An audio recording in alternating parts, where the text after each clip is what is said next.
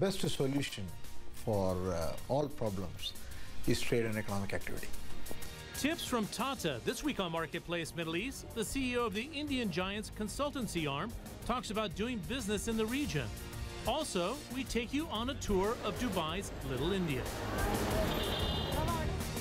From cars to consulting, and software to steel, India's Tata Group has gone from being a national giant to becoming a global powerhouse. It produces a stream of products that caters for the rising masses of the emerging world, but also shakes up markets in richer places.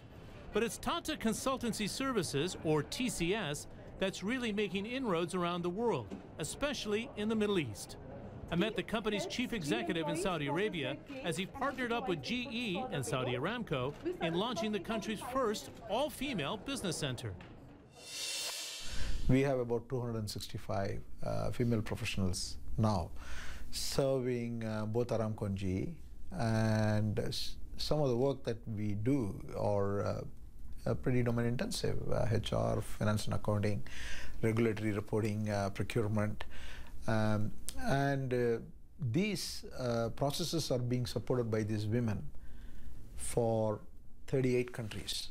It's quite a radical change for Saudi Arabia. I mean, we wouldn't have this conversation 5 years ago, to think that a giant Indian player came in and has an all-female workforce. Yeah, probably not, but I think it's a beautiful opportunity, great for Saudi Arabia, great opportunity for all these female professionals, and it's good for the economy. It's about progress and growth.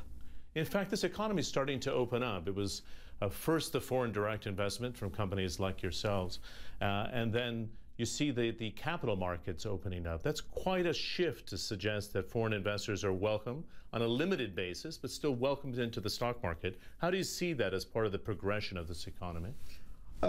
Clearly, these are signs that this market is opening up. The kingdom is opening up, and I think these are good. These are going to drive more investments and more economic growth activity in this region. So it makes it less dependent just on Saudi capital. They don't have to go to the foreign markets to raise money. This is the benefit of opening up? I think capital is not an issue in Saudi for them. I think it is about integration. It is about job opportunities. It is about global trade. So it is not just about capital. I don't think it's about capital. It's about everything else. The CEO of TCS on doing business in Saudi Arabia. We'll hear more from him a little bit later in the program. We know that Tata is one of the largest Indian conglomerates, but certainly not the only one doing business right here in the Middle East and North Africa. In fact, trade between India and the 6 Gulf states tops $160 billion. And about half that total comes from right here in the UAE. The traders of Dubai's old port in the creek load their wooden dhows as they have for centuries. Today, India, with a population of 1.25 billion people, has emerged as the UAE's largest trading partner. Geographically, it is a neighbor. It is not that far.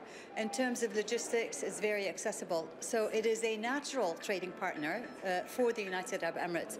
But going through history before, the route for the Silk Road actually used to pass all the way from East Africa through the United Arab Emirates all the way to India.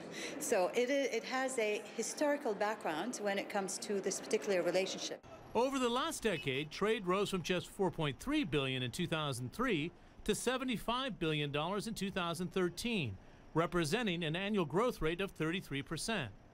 Indian companies use the modern port of Jebel Ali in Dubai, the region's largest, as a re-exporting gateway to Africa, Europe, and the United States. But relations go deeper than hard goods. The Indian expat community is the UAE's largest at 2.6 million, making up about 30% of the total expat population.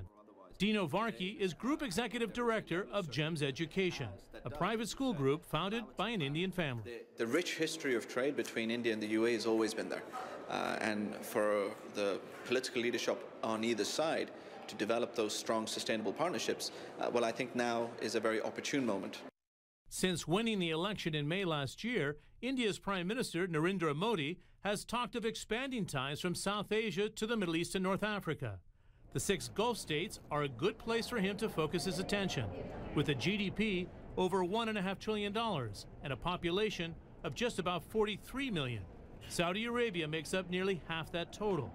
The sovereign funds of the Gulf states are seen as potential investors to help in rebuilding India's creaking infrastructure, which is in need of at least $1 trillion. The relationship between India and the Middle East is not all about trade and investment. Up next, we take you on a tour of Little India right here in Dubai on Marketplace Middle East.